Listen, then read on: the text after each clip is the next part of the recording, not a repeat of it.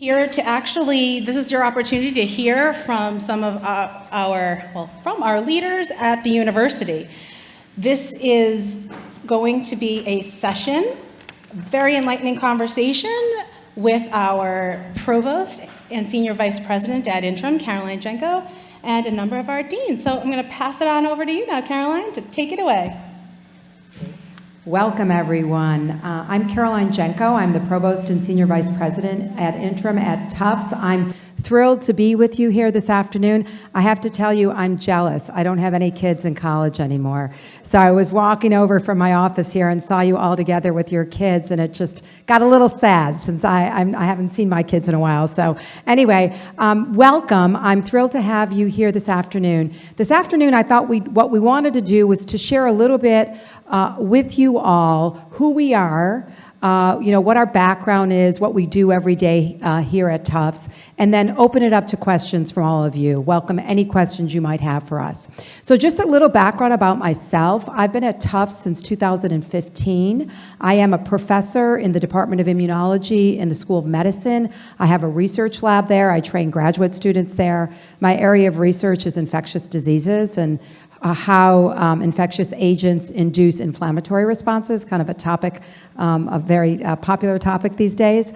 But my administrative role is to oversee the deans of all the schools at Tufts. Tufts is really unique in that we have a number of fantastic schools on our campus here in Medford and Somerville. Obviously is the foundation here, our undergraduate education in arts and sciences, engineering, the School of the Museum of Fine Arts, and the Tisch College. And you're going to hear from the deans of those schools this morning. We also have a Boston Health Science campus where we have a School of Medicine, a School of Dental Medicine, as well as a School of Nutrition and Policy. And then finally in Grafton, we have a School of Veterinary Medicine. So we're blessed here at Tufts to have really a plethora of experts across many, many different disciplines.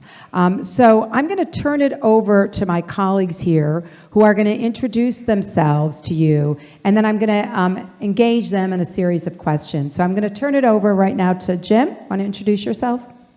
Thank you, Caroline. Welcome, everybody.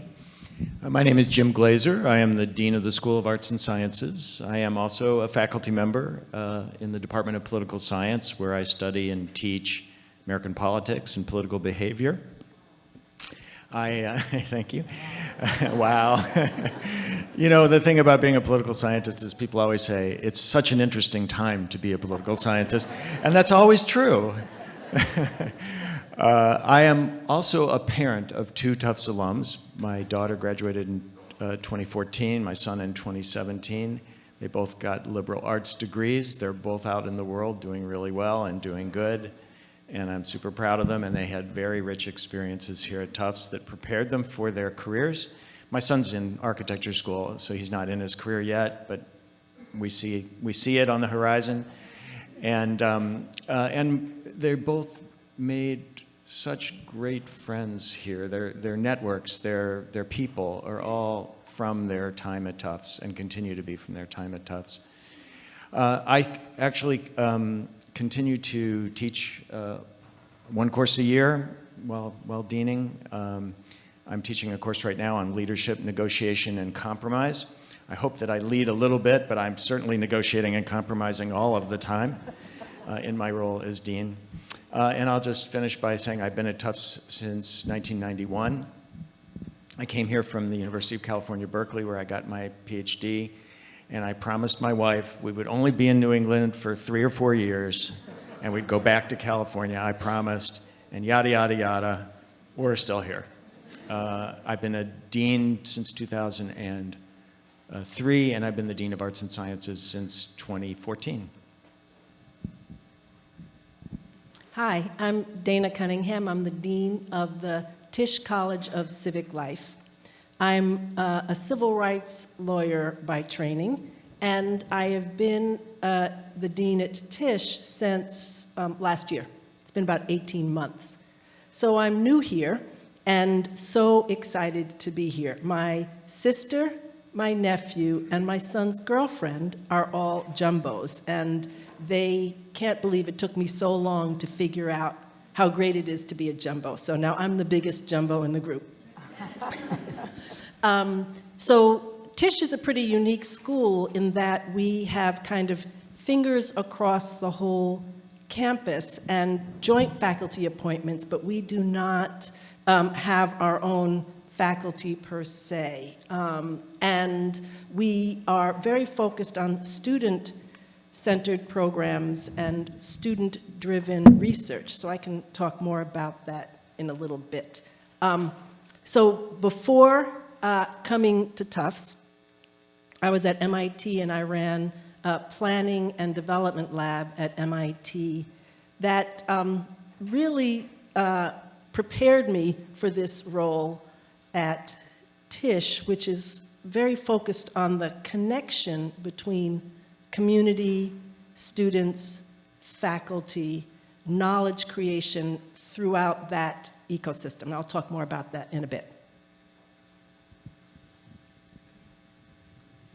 I'm an engineer. Yeah, it's hard to believe. I'm Kyong Lee. I'm the Dean of Engineering. This is actually my first year in this role, but I've been at Tufts for 20 years. This is my 21st year. I'm also a professor in chemical and biological engineering. I've been teaching in that department, and I still do, as Dean Glaser does, try to teach at least one course a year. My research actually is in the interactions between the bacteria that reside in the digestive tract and the human body. There's a lot of interesting knowledge being generated right now that talks about the importance of having a healthy microbial community in the digestive tract, and it's got all kinds of implications for human health. I think it's one of the most exciting findings from the Human Genome Project is to discover that many more bacterial genes in the human body than the human genes, and it's not that close. So I'm actually starting a collaboration with Provost Genco on this very topic, so I'm very excited to do that. So I also have an active research lab where I supervise postdocs, graduate students, and undergraduate students. Right now I have one freshman student from arts and sciences, a sophomore engineering student, and a senior who's not sure yet what direction she wants to go yet. So I got a bit of everything. If I can say that, I'm a jumbo, I feel like I've adopted myself to be a jumbo just because I've been here so long. And one of the things that really drew me to Tufts and has made me fall in love with it and stayed in love with it is the notion of being a research university that's student-centered. And a lot of universities talk about being student-centered, talk about being a research university. And that combination is really powerful, as we'll get into in further in our conversation. But this is the place where I felt in my gut that there was no pun intended about what the research I do. But it was a real, genuine, sincere commitment of trying to be that place where students are involved, engaged, and Dean Cunningham's comment about the importance of Tisch College being pervasive in its influence throughout our campuses. It's very real. It felt in a very tangible way where we can involve students in the things that faculty do to make the world a better place, not to sound corny, but that's what we're trying to do, and have the students involved in learning from the faculty, but also being the process of creating the new innovative technologies that we want to bring to the world is really powerful. And I feel like Tufts made its commitment very clear to me when I interviewed, and I'm just so grateful that I had the chance to work here. And every day it feels like a privilege to be a professor here.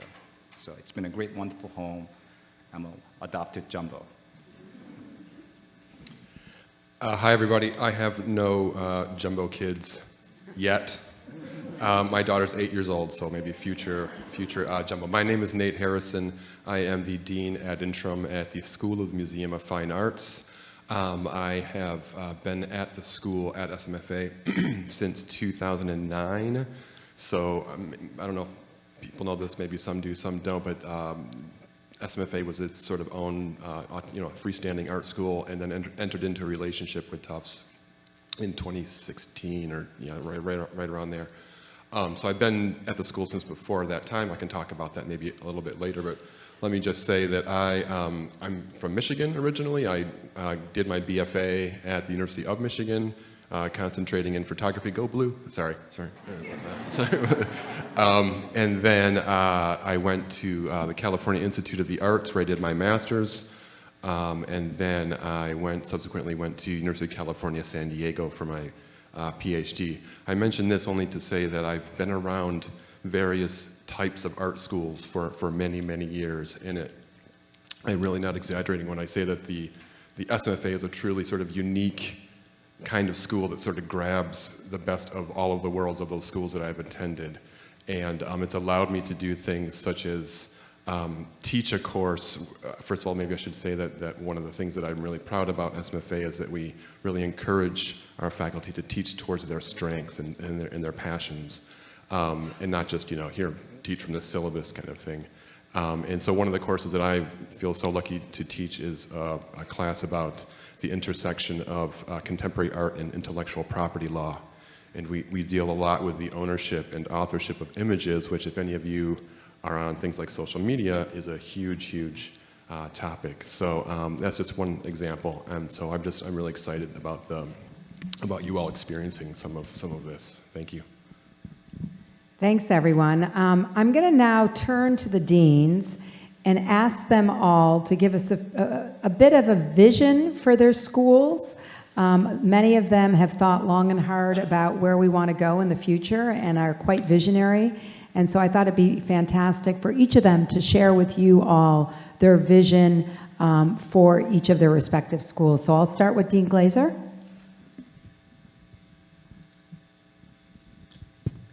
The School of Arts and Sciences is a very heterogeneous school. We have 26 departments and 10 programs. So I would say it's more like visions than vision. And we do have some very big projects going on right now. Let me describe 3 of them, if I could. The first is that the pandemic actually gave us a lot of information. We were able to educate students very well online in that emergency period and even in the semester after, although I will tell you, I taught in person in the fall of 2020. And I have to say that at the end of every class, I got so many thank yous. Thank you, professor. Thank you, thank you, thank you. My whole career, I've never gotten so many thank yous as I got that semester that I taught in person during the height of the pandemic. Pardon me. What it really told us was that there was a great hunger for being here, that having a residential experience is really so important to the college education, that so much happens in the classroom, but a lot happens outside of the classroom. You learn what your interests and your passions are, you learn who you are, you develop your beliefs and your ethical compass. And a lot of that has already happened at home, but it happens sort of in a really important way here. And the experience of being in the school play, writing on the school newspaper, playing on varsity or club sports, of finding your people and striking out in new ways, all of that happens on our campus. And so Dean Lee and I have commissioned the Dean of Student Affairs to think about the residential undergraduate experience in the wake of the pandemic, and how do we take most advantage of the residential experience, the thing that we offer that's really special in this period of time where excellent education can actually happen online. And so that strategic plan is underway. And we're talking about it. A major draft of it is complete, and we're in the process of digesting it and putting an action plan forward. Second big project in the school, our geology department has become the Department of Earth and Climate Sciences, and we're developing a climate science major. We are co-locating our Earth and Climate Sciences department. Sounds so good. We're co-locating it with our environmental studies program and our urban and environmental policy program. We have the Office of Sustainability moving into the same location. And the provost may want to say something about this, but a climate institute is in the works as well, which will connect what's going on in this campus with and in our schools with the other schools. I am so excited about it. Every single time I talk about it, it gives me goosebumps. Yesterday, colleagues from the School of the Museum of Fine Arts said, "We want part of this too. We're artists, we want part of this too." And as we look at where students are interested, what students are interested in, what they want to study, we're really seeing that this generation of students is very deeply interested in the environment. The final big sort of thing going on in the school is we're trying to think about how to collaborate across our schools, and I think we'll talk a little bit more about that later, but not just in our own schools, but across other universities in the Boston area, and ways of taking advantage of the fact that we're in this very rich metropolitan area, that some of our departments are small because we're not a huge place, but when we combine with other universities or when we combine with other schools, we can be more powerful and do things that we might not be able to do just by ourselves. So those are three big things happening in arts and sciences. I don't know if that constitutes a vision. That's good. That's good, Jim. Thanks.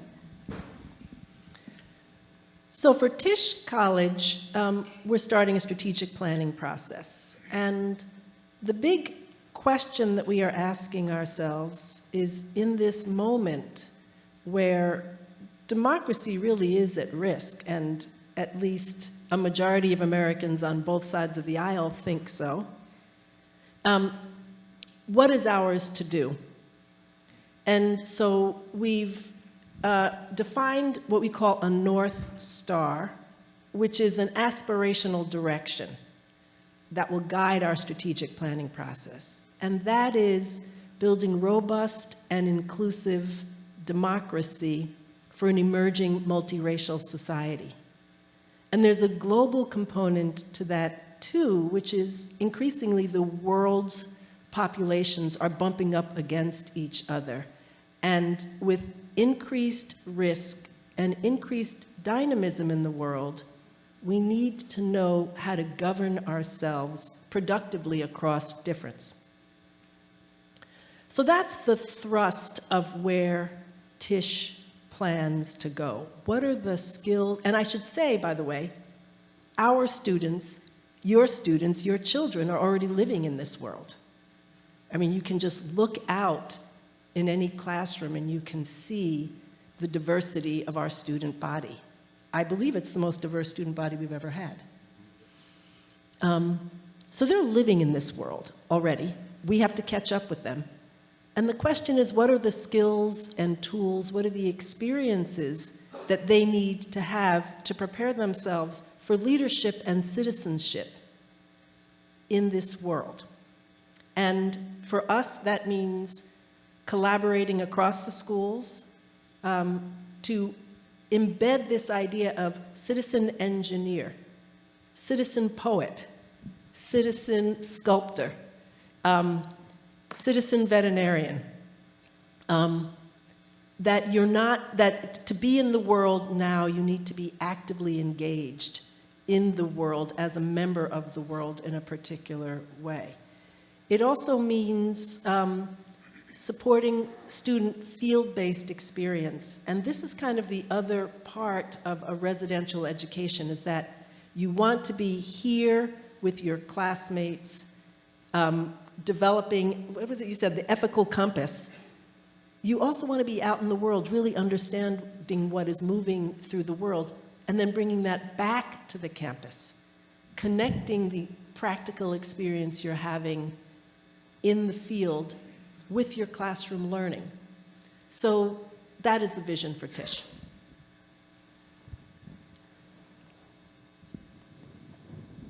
I knew sitting next to Dayna would be trouble, because how do you follow that? But I mean, it's always great for me to hear from my colleagues about their visions, because individual schools may have sort of different distinct visions that's appropriate for the disciplines we engage in, but you can sense the shared value we have about wanting to be change agents in the world, make this place diverse and inclusive, and make a difference, and your students be the agents who make the difference. So I'm going to take a bit outside of Tufts context. I don't know how many of you heard about the DART mission that NASA had recently commissioned.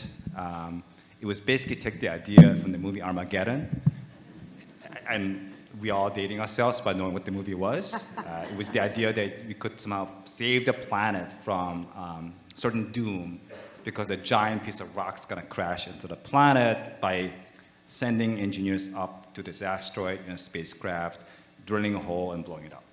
That was the movie premise. So NASA, of course, had a more elegant solution. The NASA engineers decided we can send a small spacecraft, deflect the asteroid from its orbit by nudging a little bit, just enough momentum there, and then it'll just go around the planet. We don't have to blow up anything. And it turns out they did that recently. There's a YouTube video showing you the live feed. And if you go to about hour and 20-minute mark of the video, to me the most wonderful moment was not the crashing of the multi-million-dollar spacecraft into rock in space, just for demonstration purposes, but the reaction of the engineers in the mission control room. They were celebrating what they've accomplished collaboratively as a team. There was hugging. And, you know, you don't tend to think of engineers to be emotional people, but you can sense the real raw emotion about the success, the camaraderie, and that they literally did something together to save the planet. In this sense, a very literal sense, the word phrasing, save the planet. And I think that's what our students will do eventually. So our vision is to empower our students to have that capacity to work together, to solve problems. Typically, I think traditional academia, the notion was that we do scholarship that's very basic and fundamental, and then once we come up with a cool piece of technology, we hand it off to somebody else to use that to make an impact in the world. What I would like for us to do, and I have the fortune of following up on a set of great deans who preceded in my role, but we want to sort of lean into the idea of our students having the opportunity to work with faculty and being actually those people. We don't want to hand things off to others. We know our students care. We know our students are exceptionally bright and talented. They know the technology. They have also a sense of grounding because of the experience they have through arts and sciences, fine arts, Tisch College. We know they care about the world. Why don't we have them take what they learn and actually bring that to commercialization, to impact, where they can actually have a real product. So that's what we want to do as a school, is connect our students to work that the faculty do, give them the empowerment tools and skills, and then have them take that out into the world themselves. And I have some stories I can tell you about how successful this has been in a few cases at Tufts already. So that's what I love to do with our students and faculty and staff here. In terms of the vision for SMFA, I should maybe preface what I'm going to say by recalling that I am the interim dean of the school. We have a new dean coming on in January, and we're just very, very excited about that. When Tufts and SMFA entered into a relationship around 2016, of course, there was the inaugural dean, Nancy Bauer. She was really amazing. I worked under her, and I learned a ton from her. If I had to sort of sum it up, I would say that she was working to just sort of stabilize the school in a sort of a transition moment and to kind of get its bearings. And I think she did an amazing job doing that. I think for our incoming dean, Sherry Fultonier is her name, it will kind of mark what we're calling a kind of a chapter 2 of the school, where now that we've kind of like things have stabilized, and we've done a bunch of new faculty hiring. We've done a bunch of restructuring of the curriculum. I worked to revamp the graduate program this year. That there's a kind of a new sense of momentum, and we are just, in a sense, kind of hoping to bring Sherry on and begin the hard work of really kind of to figure out what that vision is. I would say. Maybe just to also zoom out a little bit and just talk about sort of art school education generally. I've talked to some of my colleagues who work at other art schools across the country, and I think it's fair to say that in the kind of the pandemic moment and sort of given the global turmoil, the racial strife, and just all sorts of things that have been really heavy for the past few years, I don't think that's much of an exaggeration. And I think a lot of art education and arts programs have done some soul searching about what is the function of art, how can art be part of the world. And if I had to characterize kind of the old SMFA, I think there was still a kind of a degree of art as thought of this autonomous thing, this sort of a thing of beauty, meant to sort of aestheticize the world. And of course there can be meanings and whatnot in art. But that in this kind of chapter 2, and we're kind of in chapter 1.5 right now, let's say, that there is a real, again, sort of interest to engage with the world for our artists to work with, like climate science or other aspects, or not only other parts of Tufts, but even out in the world, so that to remember that art is not separate from life, but actually art does help constitute life, and for artists to be just as civically engaged as sort of anyone else. And so we're just really excited, again, with our new faculty. We also have the most diverse class that we've ever had, just starting this fall. And we, of course, want to continue that, but we're just really amped up to sort of begin chapter 2. Thanks, Nate. I'd like to now turn to a discussion about research. You heard some of my colleagues refer to Tufts as a student-centered R1 university. What R1 means is it's a ranking that's used by the Carnegie Institute to rank universities that really have high expenditures focused on research and train graduate students, and in particular PhD students in particular disciplines, research disciplines. And so, as I said early on, one of the beauties of being in a place like Tufts is that we have a number of different schools and different disciplines where we do some phenomenal research. And I'm going to ask the deans to talk a little bit about the research, some of the exciting research that they're doing in their schools. And in particular, I want them to comment on two things. One, how are students involved in those research opportunities? And then two, if they can just briefly talk a little bit about collaboration amongst the various schools at Tufts. And just to give you some background, Tufts every year brings in about $200 million in research dollars that comes from federal funding, and state funding, as well as non-federal funding. And so that's an area of growth for the university, and we see this as an area that can grow by collaborating across our disciplines, as well as by growing partnerships with folks in the Boston area as well as abroad. And so I'm going to turn to Jim and ask if he can comment on, Kyong is going next? Kyong is going next. We decided to mix things up a little bit. Okay, good. Sorry, they didn't tell me. Sorry. So thank you, Caroline, and as a provost laid a frame for, we lean into both education and research, and one of the things I really enjoy about being here is that we weave them together, so they're not seen to be separate enterprises. So I'm going to just give you two quick examples of it's the kind of research I'm really, really excited about. I'm excited about all of the things going on at school. It's like, who's your favorite child? You probably couldn't answer me that question. But I would pick a couple because I think I foreshadowed some of these projects when I was talking about engaging our students, taking this out to the world. So one of our professors, her name is Ayşe Azatekin. She hails originally from Turkey. She was also my first hire, I have to admit, when I was department chair of chemical and biological engineering, so it's always special to see your first hire to do so well. So she works on an area of chemical engineering called polymer engineering. So her lab creates novel materials for membranes. These membranes are used to filter, in this case, filter water. And as we hear, water, especially as the climate is changing, is an incredibly scarce resource. Because what happens to water once you put something in it is, even though it's very easy to contaminate, it's incredibly difficult, energy consuming to make it clean again. There's all kinds of physical laws and reasons why. But the important thing is that for us to have access to clean water, for as many people as possible, we need a way to cheaply, efficiently, in every sense of the word efficiency, energy and cost-wise, as human involvement-wise and safety-wise, to clean it up so we can reuse it. So Professor Azatekin's lab has come up with a new technology to come up with a membrane that barely fouls. Because one of the reasons we have to come up with new membranes and throw it away and recycle the membranes themselves is because they get gunk. That's the technical term we use for this. They get gunk in them.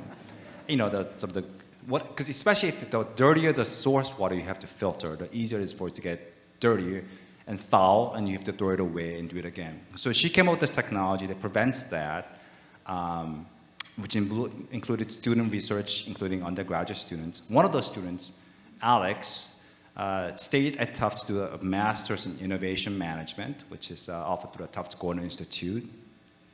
And you know, since he knew about the technology, he was actually her advisee his freshman year, and decided that, you know, I'm going to actually take this and make it into a venture.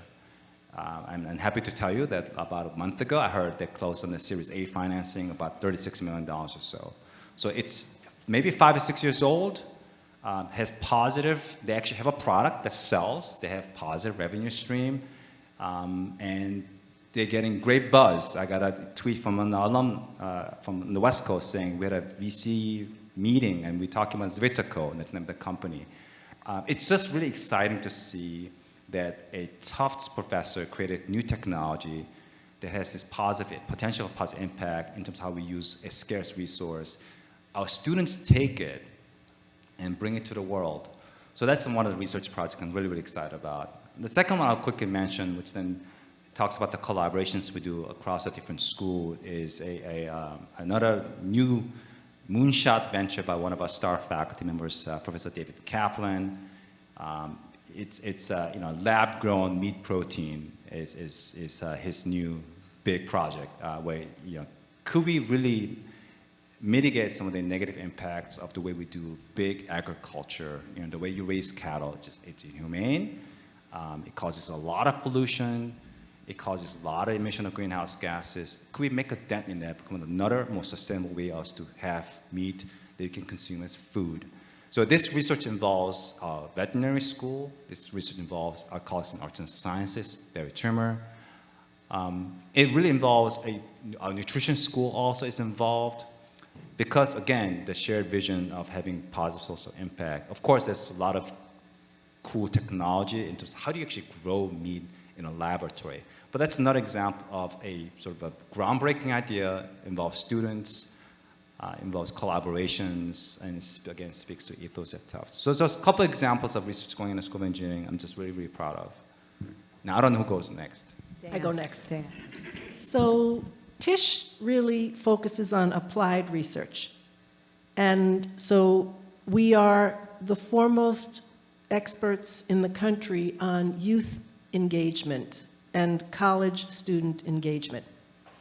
And so we can tell you about the impact of youth engagement, the barriers to youth engagement, and best practices for improving it. And so our labs look both at non-college youth, particularly youth of color, and best practices and biggest obstacles for their engagement in civic life and in political life. Our college campus work is involving 1,200 campuses in the US. We actually touch about half the college students in the country, including at Tufts, with best practices and metrics around not just civic engagement in the sense of voting in elections, but also what we call political learning. So how do students, what are the best ways to help students become active citizens? We also have labs that do academic research, and we work closely in collaboration with arts and sciences faculty. So our MGG lab is a pure math lab that looks at the risks of partisan gerrymandering and creates metrics for demonstrating partisan gerrymandering, but also looks at innovative representation schemes to, that begin to get beyond the polarized debates around geography-based redistricting. And the last thing I will say is we have a Tisch Community Research Center, which actually pays community groups to work on research projects with us. And so many of these labs involve students both in terms of helping us understand best practices for working with our students here on this campus, like with Tufts Vote, understanding through our work on college campuses the best practices. But our TCRC actually works with community groups in the Boston area and deploys our students to help communities who bring questions to us that they want answered. Can I intervene? We only have 5 minutes left before I open up for questions. And I thought I might take this opportunity to ask each of you if you had any advice for the parents in the room, in the audience. I'm going to start with Nate. Do you have any advice? No pressure. Advice for parents from a parent who has not yet had kids in college, but nonetheless went to college, and is still in college now in some senses. I would say that one of the things at SMFA that we often tell our students, and maybe parents can get a dose of this too, is to be okay with failure. And in fact, please fail. You are not doing something right if you aren't. I'd be a little worried if nobody failed. And so, maybe if your children, the students, fail on occasion, to try to understand the context of that. And we embrace failure. So that's what I would have to say. Thanks, Nate. Jim?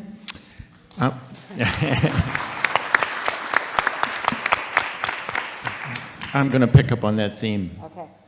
I am a parent who has 2 kids out in the world. And, it's important to make mistakes. And it's important for students to fix their mistakes. And so I think parents are well advised to let your students make mistakes and let them fix the mistakes themselves. I'm going to tell a little story. As a parent, when my daughter was here, she moved off campus in her senior year. She lived just right over here. And she called me one night in March and she said, "Dad, I'm cold." I said, "Oh, why is that?" And she says, "Well, maybe the heat got shut off." I said, "Oh, well, why is that?" And she said, "Well, maybe we didn't pay the bill." And I said, "Well, why is that?" And she said, "Well, maybe we thought all the bills came on an email and we didn't realize that we had to open our mail." I promise you, she is no longer letting the mail accumulate at the door. The fact is that there's a lot of lessons in failure. There's a lot of lessons in making mistakes and letting your student do that and letting them fix it is really educational. I will say that some years ago, this is a wild story, and wild things happen on a college campus. We learned that there was a mother who had moved into her son's dorm room. I kid you not. She was a helicopter parent who landed.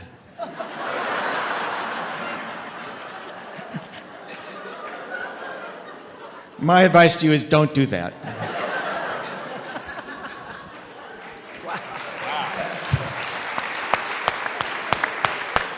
Well, you can't top that, I must say.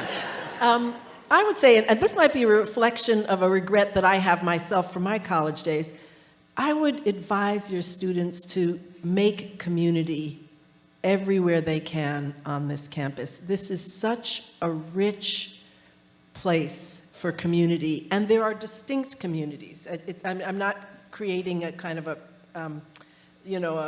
idealized image. There are distinct communities, and there are many bridges across community. It is so important, and it is the thing I have to tell you, when I talk to jumbos and alums, that is what I hear more than anything. I loved my classmates. I love the community, and everybody I know, it has stayed with them and serve them for life.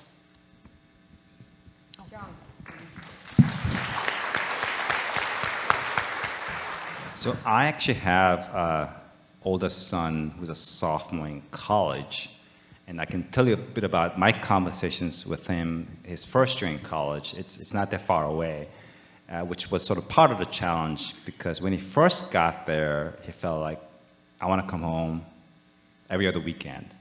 And it was, my wife and I were very conflicted. Of course, we already missed him. We cried away. I don't know if you ever done that.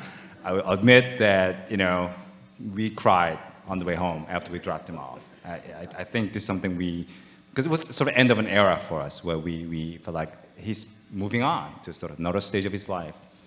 And so when he called us and said, well, can I come home visit you guys like every other weekend? Initially we were like delighted. It's like, yeah, we can. But then we sort of thought, to pick up what Dean Cunningham said, actually we want you to stay there that weekend and build community where you are.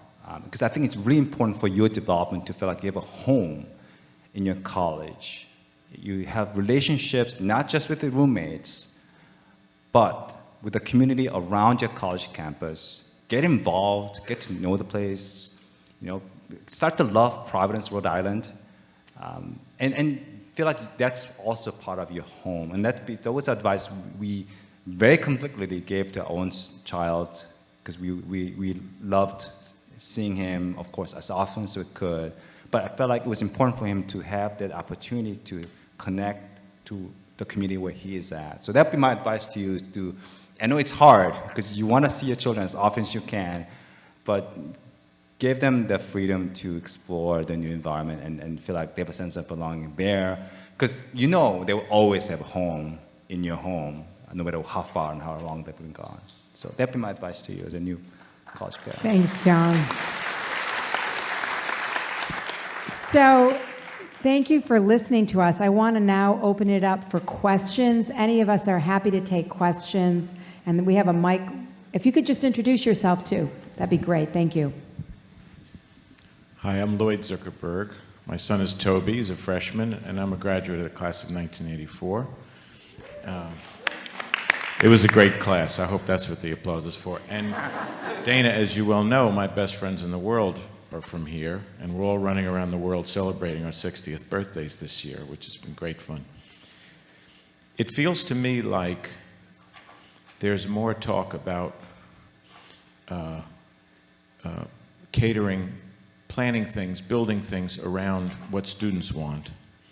And so what I would like to know is, how do you balance the desire to give students what they want with giving students actually what because you're older and wiser, they actually will need? Great question. Who wants to take that one? Jim, I see Jim. That is a really good question, and it is striking a balance. As dean, our job is not just to plan for right now, but to plan for the future. And part of the planning involves understanding where students are going, what they care about. And so every year I ask the Dean of Admissions to send me what all your first-year students said they were interested in on their college application, so we could start prepare. And there are all kinds of things that they don't know before they apply. We have the most spectacular anthropology department. It is an A+ department. Students don't have any idea what anthropology is. So they can't say that, but they do tell us some things that are very meaningful, and and they have shaped how I think about what we need to do in the future. If you look right now, students are deeply interested in psychology. We've like doubled and tripled the number of students who are coming in interested in psychology. And I think that that's a reflection on the pandemic. And I think it's a reflection on destigmatization, on issues of mental health, and students wanting to do something about it. And I think they're right to want to do something about it, and it gives me heart that this is the direction that they're going. So I'm trying to prepare for that. and we're trying to beef up we've got a spectacular psychology department, so good. Very exciting research going on in that department, very student-oriented, but we need to do more and we need to prepare more. Community health, same thing. Lots of pre-health interest right now, and lots of interest in the environment. And I share their concern about where the world is going with regard to climate science, with regard to the climate change. And we're trying to do a responsible thing in preparing, not just for the students who are here, but preparing for the generations to come. Kyung and I actually are alums of Stanford University. And Stanford just got a $1 billion donation to create a school of climate, what is it? Climate Institute. If anybody has $1 billion, come see me after this session. I'd love to speak with you. But the fact is we're building something here for the future. It's a mutual interest of students and what we think is necessary for this world. Can I follow up? Oh, do we have time? Sure. I just want to make sure we also answer questions, other questions. Go ahead. Okay, I was just going to say real quick. I am amazed by Tufts students' combination of sophistication and commitment to something larger than themselves, and humility. And so I find that our students are looking, actually, Lloyd, for guidance. They actually come and ask, and they want to know. And so I have to tell you, I used to teach at MIT, and I would say to the students, we are teachers and learners, all of us. And invariably, there was one school that I will not name in the Cambridge area that their students would take us up on that offer quite vigorously. And after every class, one of them would come up and say, let me tell you what you could have done better in that lecture. So Tufts students don't do that. And I mean, there's nothing wrong with being proactive, but this beautiful combination of taking themselves very seriously, but being willing to learn, I think is really a hallmark of this place. And we have a lot to learn from them because they are living in the future. And in many ways, we have to catch up.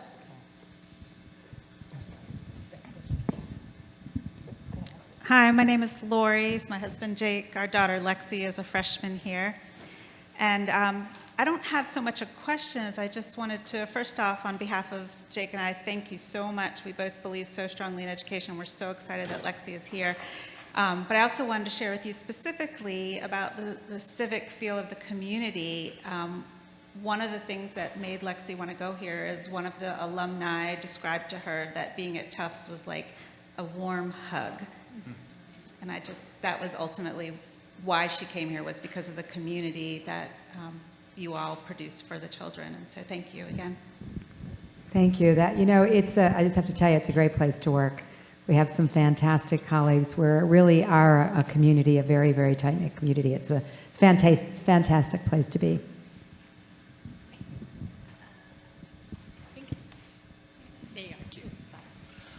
Hi, my name is Howard J, and I have a freshman, Hannah J, in the Arts and Science College. My question is, since the Provost talking about the ranking of the research now, I just bring this topic. U.S. News, just the ranking came out for this year, and they downgrade us a couple of notch. Is it school addressing or notice or No, do something about it? No, thanks for pointing it out. Yes, we do monitor the rankings very closely. And one thing that many of you may not know is that many of these rankings are done by our colleagues. So I was told very recently that I need to have more lunches with my fellow provosts so that I can talk up the school. But no, honestly, there's lots of different rankings. We talk about them all the time. And I think some of the times, it depends on how many schools are considered in the rankings. They keep adding more schools that you get compared to. So we look at rankings all the time. I think what's important to all of us here is impact. What's really the impact that we make in the world? That's the most important thing we do. Hi, my name is Andrea. My daughter Maya is a freshman at the college. Thank you for this. And she was most excited to come here because of the diversity and the feeling on the campus, both globally and socially. So my question is, and forgive me, how do we, or when do we have to worry about when they've chosen a major? Or should we not worry and just leave it to them? But when does it need to be done? It will happen because they won't be able to register at the end of their sophomore year if they haven't declared a major. So there is a strong incentive for them to do that. What they should be doing now as a first-year student is tasting lots of different things. Like I said before, they don't really know what anthropology is. They don't know what community health is. They haven't sampled all the different opportunities, and they make assumptions about what some things are. And so my advice is to avoid what I sometimes hear, I have to do this, check, check, check. Their approach to education should be explore, explore, explore. Try different things. Put themselves in situations where that they haven't been in before. That's actually true for classes and outside of class. And you never know. They may come upon something that they never knew existed, and it becomes the passion of their life. I have certainly heard that story many, many times. Just one more thing. I had a drama student in my Introductory American Politics class in 1996. She is now, if you watch MSNBC, she's a political science professor at Fordham University, and she's very, very frequently interviewed, and her combination of theatricality and expertise in politics makes her a fantastic talking head. Just one quick thing to know, we don't ask They like students- to talk, let me just tell you. We need to let them ask questions too, but go ahead. Okay. Go ahead. With that, I'm going to be very quick, but we intentionally don't ask students to declare a major when they apply to the school. We want them to have a chance to actually go and explore, as Dean Glaser mentioned. And part of the exploration I would like to encourage your children to do is to actually talk to our faculty who are experts in the subject areas. We welcome student engagement. And they're not going to try to steer them into their discipline. I had a series of wonderful texts when I was on a conference in the West Coast with one of my advisees, and her entire family was chemical engineers. So she felt tremendous pressure to be a chemical engineer. I happily convinced her that you should do what you feel passionate about. She's a very happy economist now, out there doing great things as an economist. So please ask them, encourage them to talk to our faculty who will give them good advice about what they think this path could mean for their careers. Thank you for your patience. Oh, no, not at all. George and Nikki Tsachakos, we came from Philadelphia today. Great day. The campus looks spectacular, very clean, very nice, nice people smiling, etc.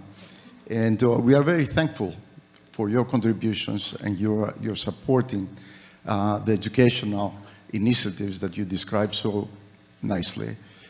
I have a question which is perhaps related to the rankings and the first question that we heard before.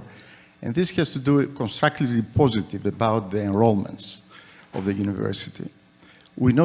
I personally noticed that for my son, freshman in economics, he had difficulty registering for the first quarter, in the sense he selected 5 subjects only to end up with 2 that he really was able to register for the Times. And at the same time, he went to the economics class, and to my surprise, for a top 30 ranked university, even though we are talking about impact, there were approximately 200 students in the class. And the professor wasn't really a professor full-time professor, but an auxiliary. So the question that I raised to you is the following: do we have the resources to make the impact that you outline, the deans and the provost, and how do you demonstrate this impact with metrics?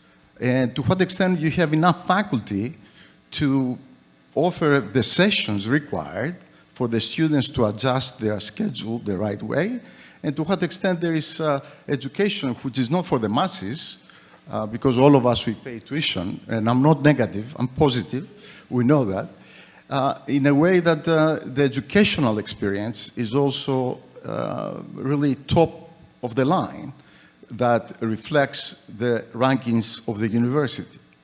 No, that's a great Thank you. question, and I can start to answer it. I know we're out of time, but I can tell you one of the number one priorities of the university right now is to increase the number of faculty.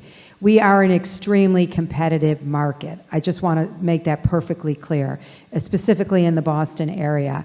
And within the provost office, we have a plan, a strategic plan to recruit, and not only recruit more faculty, but to retain them. And what I mean by retaining them is providing them with career development opportunities throughout their entire life cycle. So this is probably one of the things that we talk about all the time with the deans. I would say every single school within the university has a priority to grow their faculty. Can we keep up with the demand? We are trying really hard to. I think we've tried hard over the last couple of years to try to understand where higher education was going. This is a dilemma that's really not unique to Tufts. We have faculty who are poached from Tufts very frequently. I spent a lot of time talking to the deans about retention packages for faculty. So just like there's a lot of competition for employment in other areas, that exists in higher education and faculty, and we know it is something that we need to address. So I appreciate you bringing it up because it is something that we probably lose sleep over. I don't know if Jim wanted to add anything.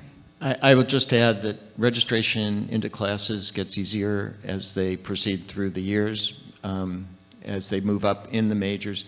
When you have everybody exploring, and they're exploring economics, psychology, biology, with large numbers of students who are interested, we do offer those courses in a lecture setting in a big classroom. As students proceed through the majors, they will have a much more personalized experience.